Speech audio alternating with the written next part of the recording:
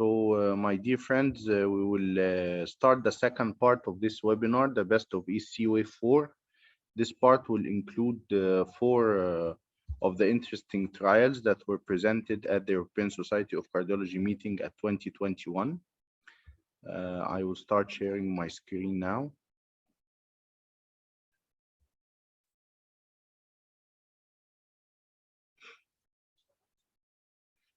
So it will be like short discussion or highlight for each one of the trials that were presented and supposed to be highlighted today.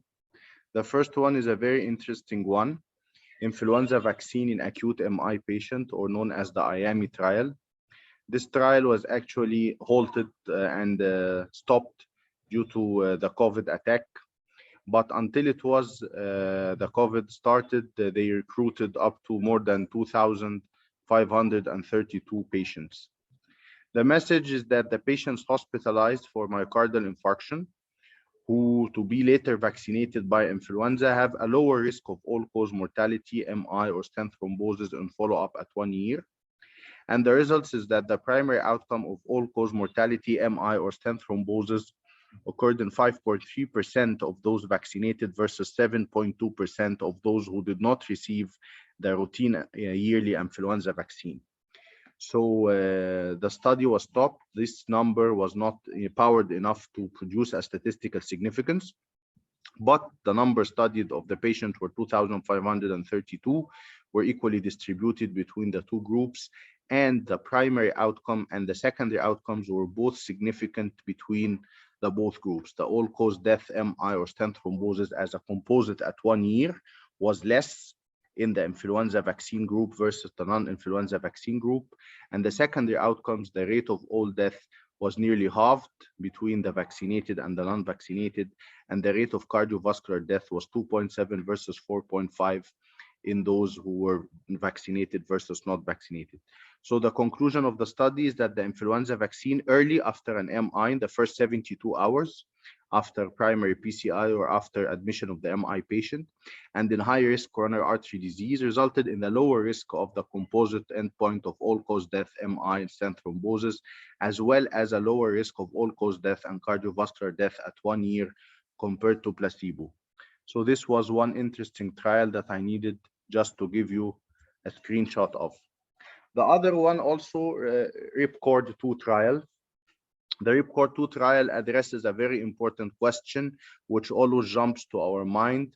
What if we do this lesion? What if we do that lesion? Intervention or not to intervene? Is this significant? Is this lesion not significant? So the RIPCORD 2 concept was asking the question, does routine pressure wire assessment influence the management strategy at coronary angiography for the diagnosis of chest pain? And here we need to differentiate between this trial and all the previous trials. The previous trials are always answering the question of performing the pressure wire of the FFR or the IFR assessment for what? For assessing intermediate lesion. This is different from the trial question here. The trial question here is the routine use of intracoronary physiology to assess intermediate lesions, to assess all lesions, not intermediate lesions, just all lesions, routine use. Because we know from the previous data that this has been shown to be of significant value for determining the intermediate stenosis. So what if we use in all routine lesions? So 1,100 patients. This is a British study, 17 UK centers, undergoing coronary angiography for chest pain or non-STEMI, of course not STEMI patients, and had 1, 2, 3 or multi-vessel disease stenosis. Even post-CABG patients were included. What did they do? They did FFR in all the epicardial vessels of the large enough caliber to carry out PCI and CABG, any vessel more than or equal than 2.25 millimeter. And then they asked the cardiologist operator to make a plan upon the angiography, and then to make the pressure wire, and then to make a plan upon the results intervened upon by the pressure wire. So the control was the angiogram alone, and the management decided by the angiogram alone. And the outcomes were interesting. the total hospital cost between both strategies, the quality of life for those patients who were intervened upon with and without the routine pressure wire, and the MACE outcomes. Follow-up was 12 months or 1 year. As you can see, that the result was not statistically significant difference between both strategies, which is performing the intervention upon the angiogram alone routinely, or performing the intervention upon the pressure wire assessment as a routine. And this is the slide that shows you the shot of the study. The conclusion that adding systemic FFR assessment as a routine to coronary angiography for all cases does not reduce the cost, does not improve the quality of life of the patient, and does not reduce the MACE or the revascularization rate. And this has an impact on the clinical practice. In patients with chest pain, coronary angiography alone does not accurately determine whether or not there is a reversible ischemia. So the ripcord concept proposes that if you use the pressure wire routinely, you can fulfill a better intervention procedure. But actually, this did not happen, because in the 1,100 patients that included, they had patients with 1 vessel disease, patient with 2 vessel disease, patient with 3 vessel disease, patient with intermediate lesions, and patient with visually significant lesions, and patient with non-significant lesions. So when you include the whole pool of patients that were presented, you get an insignificant outcome bit of all the endpoints, whether primary or secondary. And this is what we need to highlight upon. This is like the trials that performed thrombectomy, for example, in STEMI patients as a routine. The routine use of thrombectomy, of course, is not recommended by the guidelines and did not show and improve in the outcome of the patients, but actually selecting the specific strategy in a specific patients with high thrombus burden showed a benefit. So here you need to know that using the pressure wire or the IFR or the FFR to assess a specific lesion should be reserved actually for the intermediate lesions and should not be used as routine for those lesions which are non-significant by angiography and do not need intervention, or patients which were actually so tight or significant by angiography and needed intervention, because using this tool as a routine just prolonged and lengthened the procedure time without an effect on the long-term outcomes or even reduction of the cost or improving the quality of life. The third one, interestingly enough, was the STEP trial. This is a Chinese, performed in several Chinese centers over more than 8,500 Chinese patients, elderly Chinese patients between age of 60 to 80 years. The question or the concept of the question of this trial was intensive blood pressure control effect on the cardiovascular outcomes in the older patients. Because the guidelines now stop at control between, as you know, less than 140 to achieve a target between 130 and 140 in those particular age groups. This is the guidelines. So let's see if the systolic blood pressure was reduced below 130. In the intensive treatment arm group, the systolic blood pressure meaned at 127.5 millimeter mercury, and the standard group was around 135.3. So you have an 8 millimeter difference, one arm below 130 and the other arm above 130. And the follow-up was up to 4 years with a mean follow-up of 3.3 years. The primary outcome actually, which was a composite of stroke, acute coronary syndrome, acute decompensated heart failure, coronary revascularization, atrial fibrillation, or death from cardiovascular cause, was actually reduced statistically significant between the treatment group that received the intensive blood pressure therapy, because it happened in 3.5% of the patients versus 4.6% of the patients in those who are receiving the standard group to obtain a blood pressure below 140 but not below 130. And this represents a relative risk reduction of 26%. This is the primary endpoint. The secondary endpoint also showed a 33% lower risk of stroke and acute coronary syndrome among the patients in the intensive treatment group. And this puts us back to the results of the SPRINT trial several years ago. And the SPRINT caused a big row at that time, that the systolic blood pressure targets can be achieved 10 millimeter of mercury below what we accept now. And this may provide a real clinical benefit with a relative safety. So this is a shot from the STEP trial. We concluded that an active control of systolic blood pressure to below 130 and the elderly hypertensive patients between 60 and 80 as compared to below the 150 resulted in a lower incidence of major cardiovascular events with no increase in renal injuries. It was performed in China, 42 centers, 8,500 patients, up to 4 years of follow-up with a mean follow-up of 3.3 years. The primary endpoint was the composite of 5 points, and it was reduced by 26% in the intensive therapy versus the regular therapy or the standard therapy. And the secondary endpoints achieved a 33% relative risk reduction of stroke and the relative risk reduction of acute coronary syndrome with no difference in the renal outcomes. Just the hypotension rate was significantly, from the statistical point of view, it happened in 2.6% of the intensive therapy versus 3.4% of the standard therapy. So it puts us back to the same question that was raised by SPRINT. We can still lower the blood pressure between 120 and 130, but not below 120 to avoid the J-shaped effect.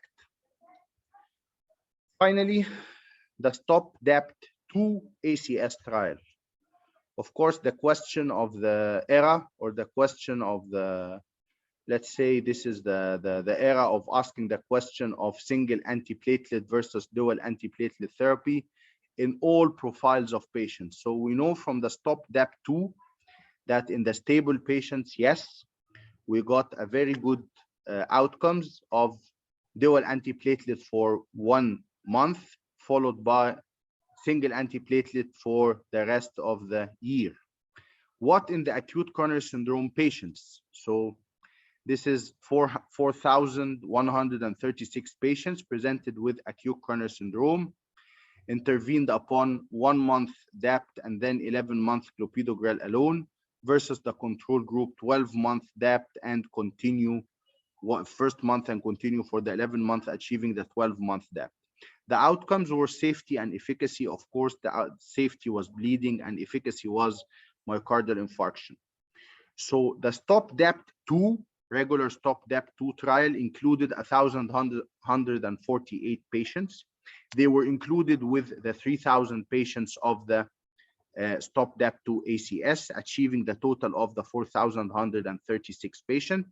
And they were randomized equally, and both of them inserted the everolimus eluted cobalt chromium stent or the Zions stent. The primary of the composite of cardiovascular safety and bleeding safety and efficacy outcomes at 1 year, the death from cardiovascular cause, the MI, stent thrombosis, ischemic or hemorrhagic stroke, and thrombolysis, major or minor bleeding. And of course, the secondary endpoints, 2 major endpoints, the bleeding endpoint as the safety and the cardiovascular endpoint as the efficacy. So the result actually was disappointing here. The result was disappointing because we had the result from the STOPDAPT previously that demonstrated that among the patients actually undergoing PCI for non-acute coronary syndrome, they had 1,400 patients with acute coronary syndrome, but the majority were non-acute coronary syndrome patients, and this was a positive trial. But here to the STOPDAPT-2, if you include all the patients with acute coronary syndrome patients, no, you do not get the same positive data. You get negative data. You get a lower risk of bleeding, yes, but you get a higher risk of stent thrombosis and a need for coronary revascularization. The STOPDAPT-2 trial included ACS, included all the comers with STEMI patients, which represented more than 50% of the patient. And this goes with the SMART date also, which included ACS patients, and they found a higher risk only with 6 months of DAPT, not even 1 month. And the TWILIGHT and TICO were involving the ticagrelor for 3 months versus 12 months with a lower risk of bleeding. But that take care that the TWILIGHT did not include STEMI patients.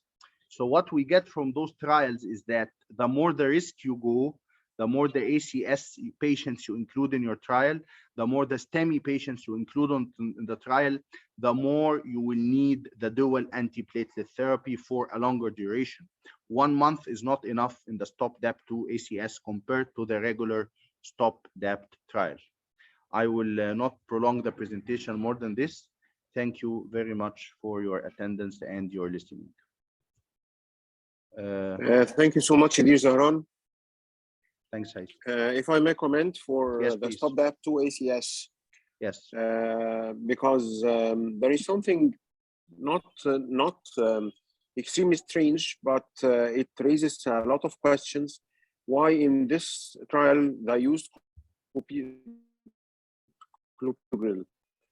Yes. We all know that the first P2Y12 inhibitor to be addressed to the ACS patient is prasugrel and then ticagrelor. So the dependency on clopidogrel as a monotherapy for patients with ACS raise a lot of questions.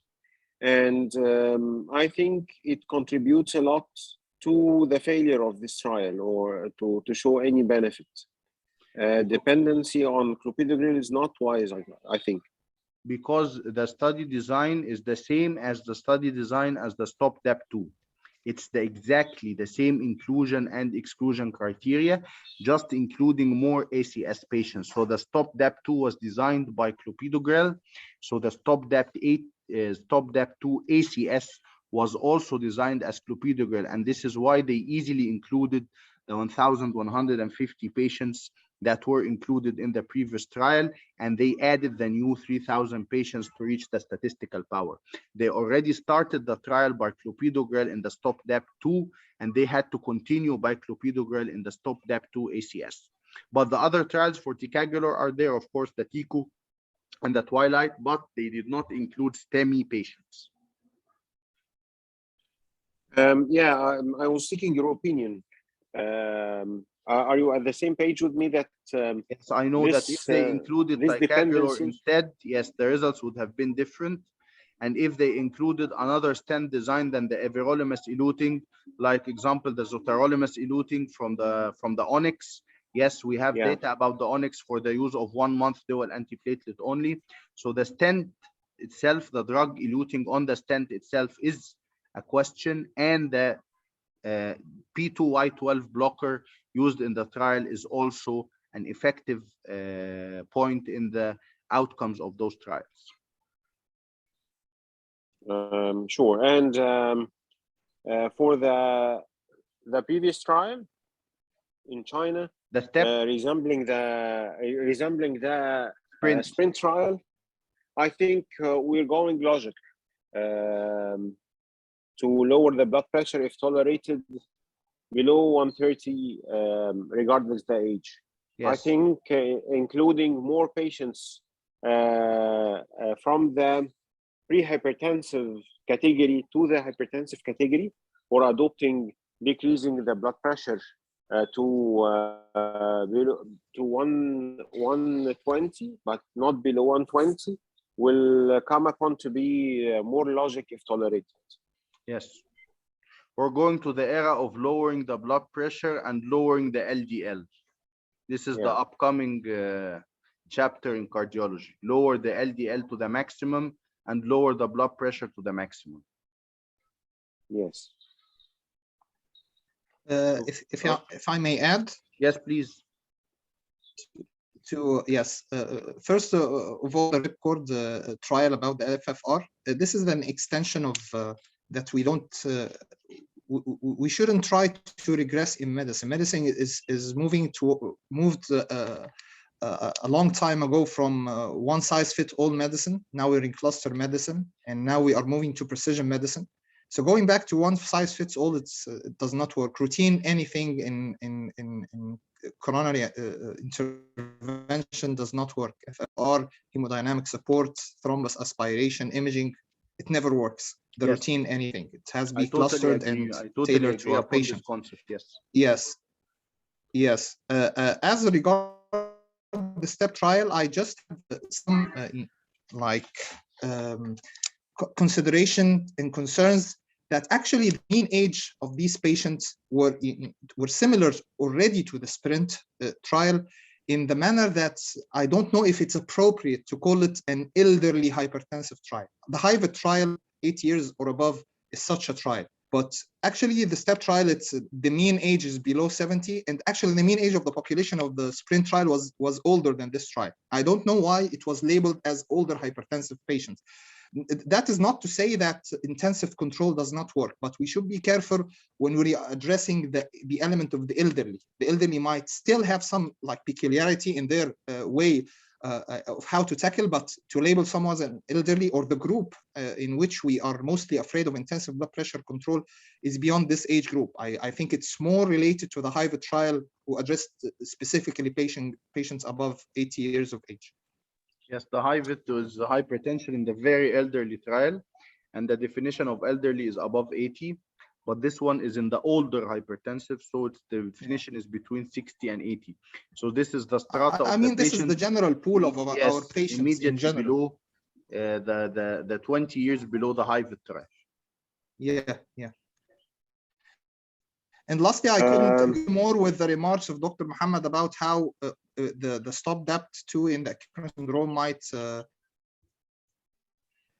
already a trial that I already presented, the MASTER-DAPT, in patients with particularly high bleeding risk as well, or were even higher risk patients, and acute coronary syndrome patients were included. But in those patients, of course, clopidogrel was not the main agent used, at least in the first month of that, and it was, of course, an Ultimaster stent that have a CME mark for being used for 1 month.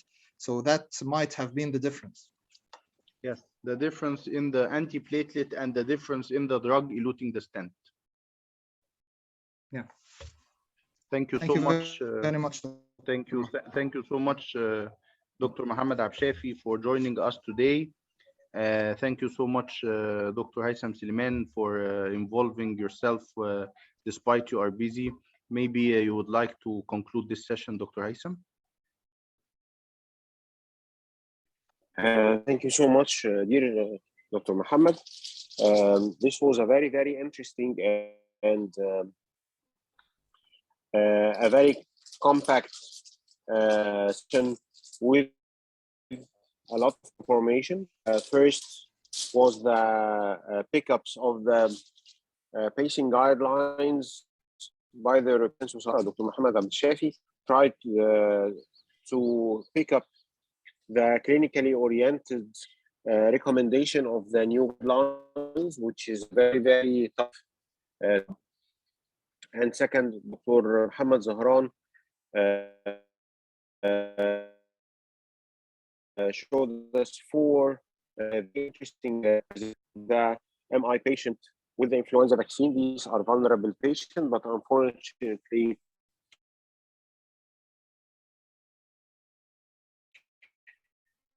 the time did not permit this trial.